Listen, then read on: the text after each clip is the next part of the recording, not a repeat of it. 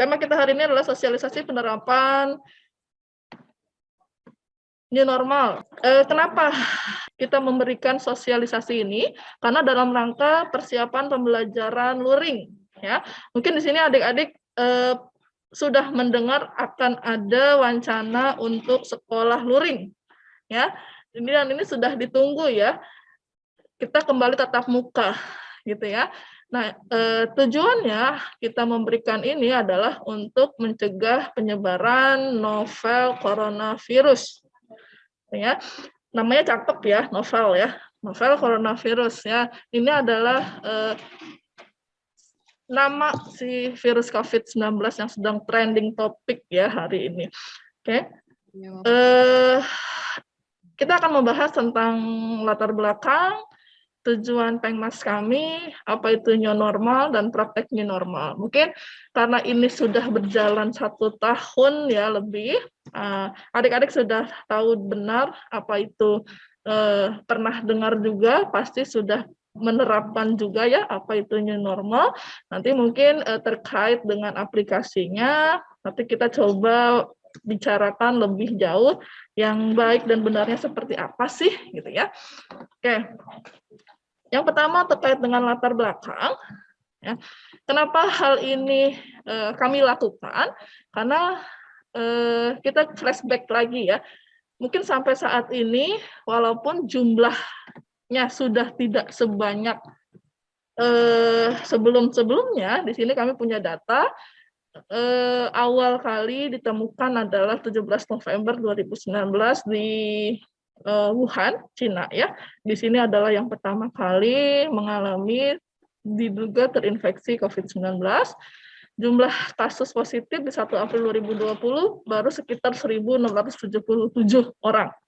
Ya, ini berjalan kurang dari setahun ya. Setahun berikutnya 1 April 2021 sudah menjadi 1.500.000 kasus.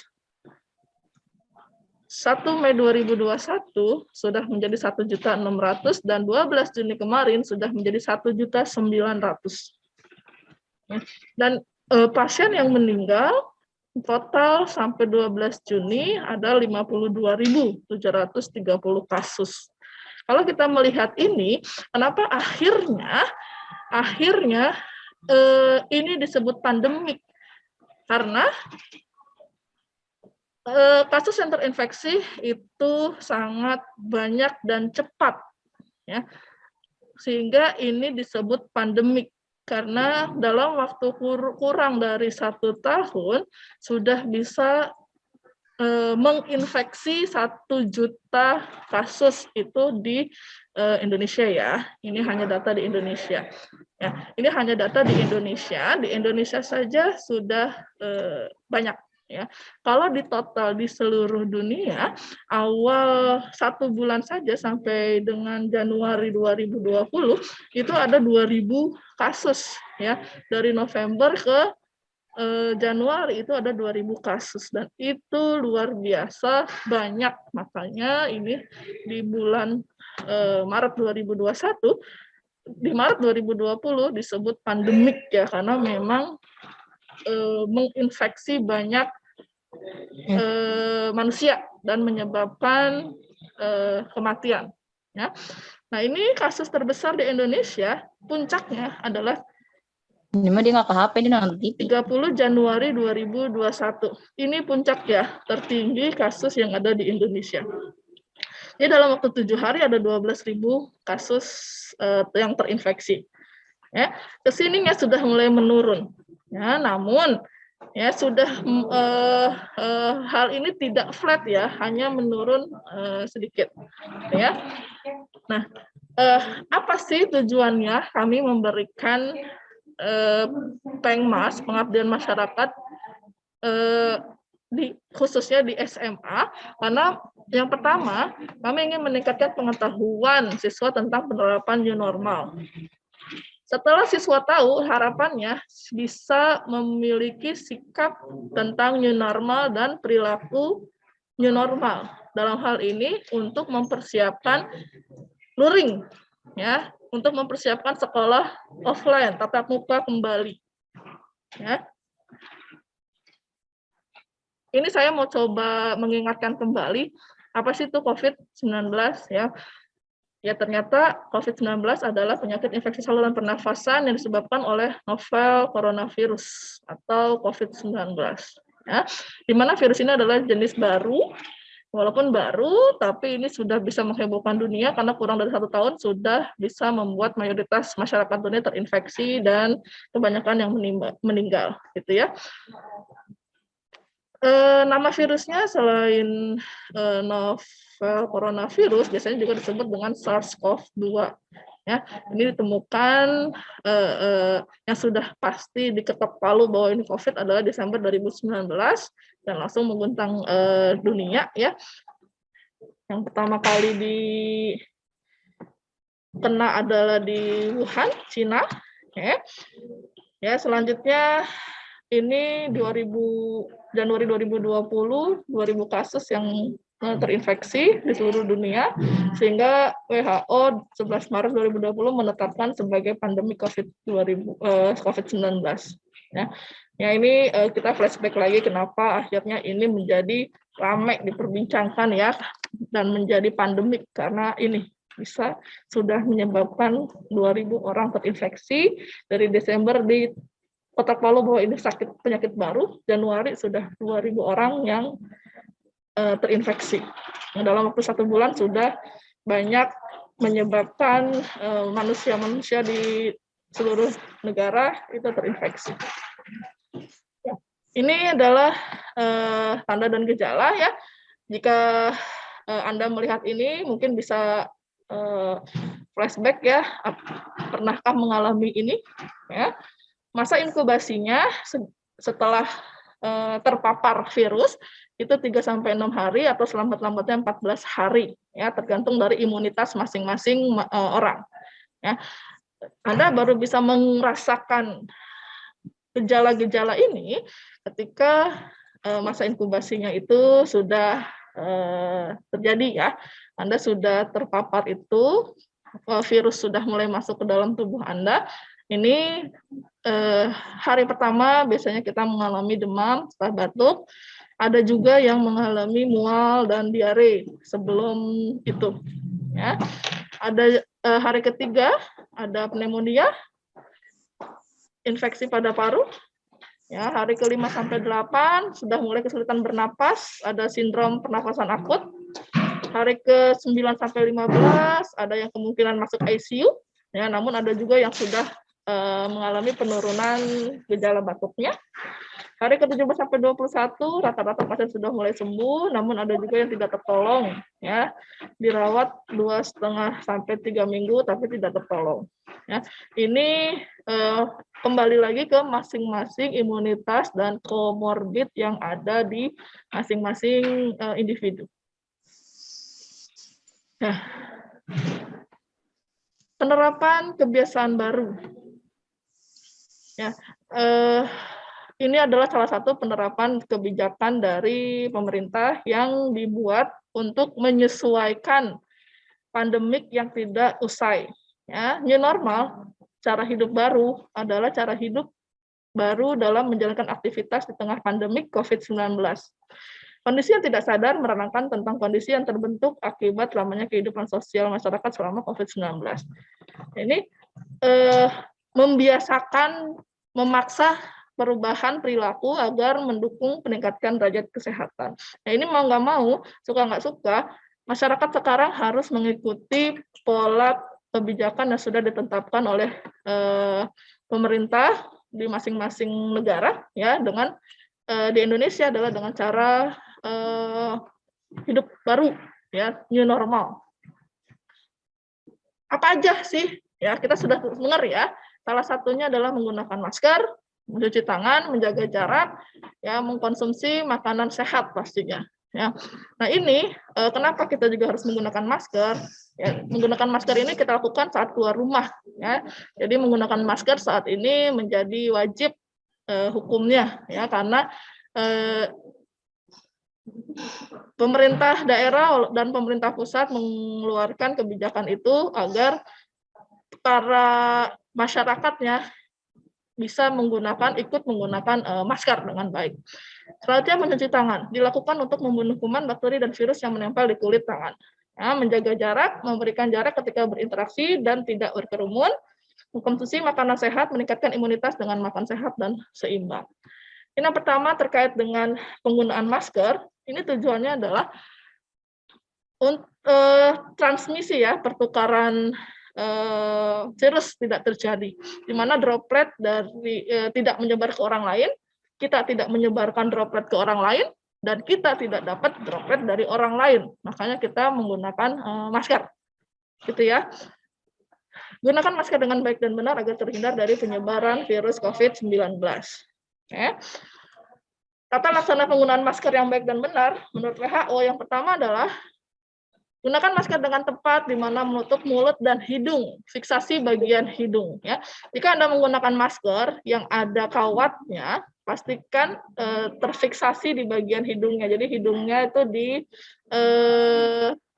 ini ya, ditekan gitu ya, kawatnya supaya membentuk hidung, gitu ya. Pastikan hidung dan mulut tertutup. Ya. Yang kedua, hindari menyentuh masker saat digunakan. Jadi ketika masker dipakai, tangan Anda tidak pegang-pegang masker. Lepaskan masker dengan teknik yang benar, yaitu jangan menyentuh bagian depan masker, melainkan lepaskan masker dari bagian dalam. Ya, jadi ketika Anda membuka masker, lewat pegangnya itu dari sisi telinga ya, nanti baru pegang bagian dalam, ya, bagian yang tidak terkontaminasi oleh virus dan bakteri. Bersihkan tangan dengan antiseptik setelah melepaskan atau menyentuh masker. Segera ganti masker saat masker basah. Ya, ini. Yang keenam, jangan gunakan kembali masker sekali pakai. Ya, kalau Anda menggunakan masker medis, itu adalah masker disposable, jadi tidak digunakan berkali-kali. Gunakan sekali dan langsung dibuang. Ya.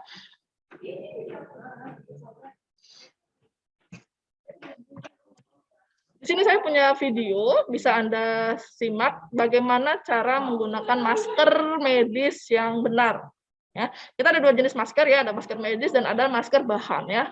Kita akan saksikan dulu untuk masker medisnya.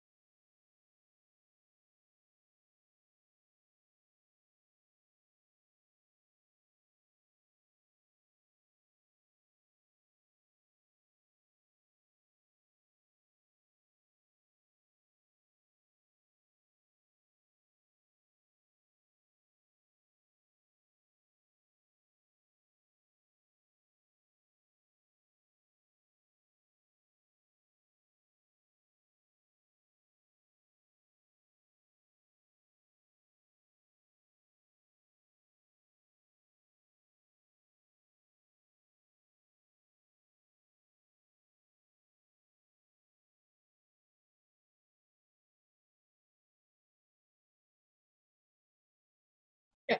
Oke, di sini, di video ini menggambarkan bagaimana kita menggunakan masker yang baik dan benar, dan melepaskannya kembali yang baik dan benar. Ya, ini menggunakan masker sekali pakai. Ya. Selanjutnya, kita bisa menyaksikan untuk menggunakan masker kain. Ya. Gimana untuk masker kain? Nah, seperti ini.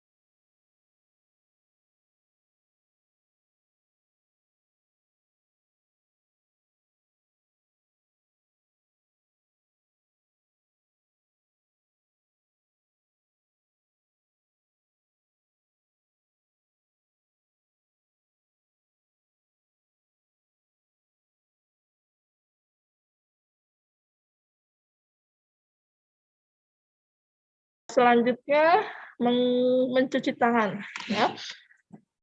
Mencuci tangan adalah kegiatan mekanis melepaskan kotoran dan debris dari kulit tangan dengan menggunakan sabun dan air mengalir dengan tujuan menghindari penyakit. Ini menurut WHO. Ya, namun mencuci tangan sendiri bisa menggunakan lain selain sabun, yaitu menggunakan hand sanitizer yang mengandung alkohol yang dapat membunuh kuman, bakteri, virus yang menempel di tangan. Untuk menggunakan sabun, kita lakukan jika tangan tampak kotor dengan tanah, darah, atau lainnya. Nah, untuk mencuci tangan dengan sabun, kita membutuhkan waktu sekitar 40-60 detik. Oke. Sedangkan menggunakan hand sanitizer, jika tangan tidak tampak kotor, ya, bisa menggunakan cairan pembersih tangan yang mengandung alkohol. Cara ini efektif membunuh kuman 20-30 detik. Ya.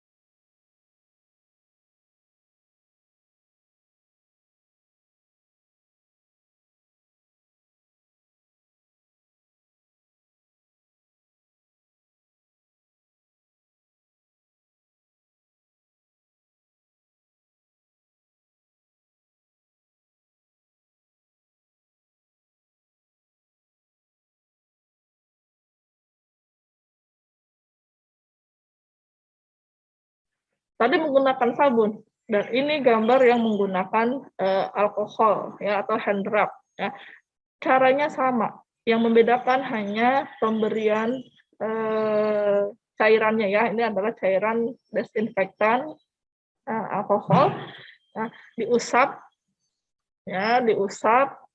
dengan tangan mengadah ke atas ya, arah jarum jam. Selanjutnya sela-selanya ya, sela-sela jari depan, sela-sela punggung, ya, tangan buku-bukunya dengan cara digenggam tangannya.